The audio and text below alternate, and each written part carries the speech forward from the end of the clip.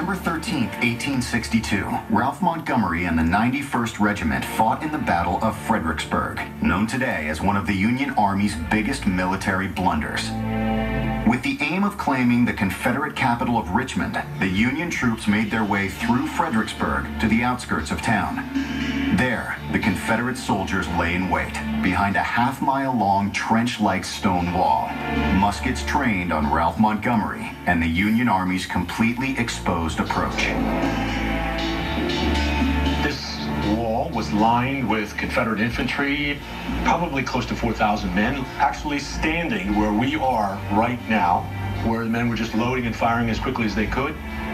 Union General Burnside believed that firing upon the Confederates' position behind the wall was futile, so he commanded his Union soldiers, including Ralph Montgomery's 91st Regiment, to break the Confederacy's impenetrable line using a strategy called a bayonet charge.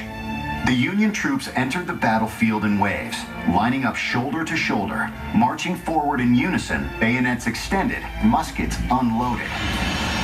Not firing, they were not loaded. That's exactly right. Because if it was loaded, the men were loaded, they would have the tendency to stop and fire, and that would disrupt the line and disrupt the rhythm of the assault. Men lying These poor guys, just with their unloaded muskets, with their bayonets, and the idea was to make it to that wall and over. And over the wall and bayonet the enemy behind it, yes. That's exactly right. That seems totally insane. Many of the men who had gone in earlier, but who had survived, were lying on the ground. Right. And as Montgomery and his comrades passed by, they told them to stop, not to go in, that there was certain death. So this is a truly horrific day. Ralph Montgomery was in the middle of it. I just can't imagine what his state of mind could have been. He had at least contemplated suicide.